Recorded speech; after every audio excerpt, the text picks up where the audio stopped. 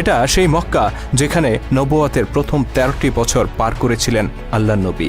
তিনি যখন এই শহর ছেড়ে পালাতে বাধ্য হয়েছিলেন তখন তার সঙ্গী ছিলেন মাত্র একজন, বন্ধু আবু বকর। আজকে তার সঙ্গী 10,000। মাত্র 8 বছরের ব্যবধানে সেই শহর আজ তার পদানত। শহরে প্রবেশের পর সাহাবীদেরকে নিয়ে কাবা ঘর পরিদর্শন করেন মহানবী সাল্লাল্লাহু আলাইহি সাল্লাম। সেখানে অবস্থিত সকল দেব দেবীর মূর্তি ভেঙে তিনি আল্লাহর ঘরকে পাপ মুক্ত করেন। অতঃপর উচ্চারণ করেন পবিত্র কোরআনের সেই মহিমান্বিত আয়াত, বলো সত্য সমাগত আর মিথ্যা দূরীভূত, নিশ্চয়ই মিথ্যা দূর হতে বাধ্য। অতঃপর হযরত বেলাল রাদিয়াল্লাহু তাআলা আনহুকে তিনি নির্দেশ দেন কাবার উপরে উঠে আজান দিতে।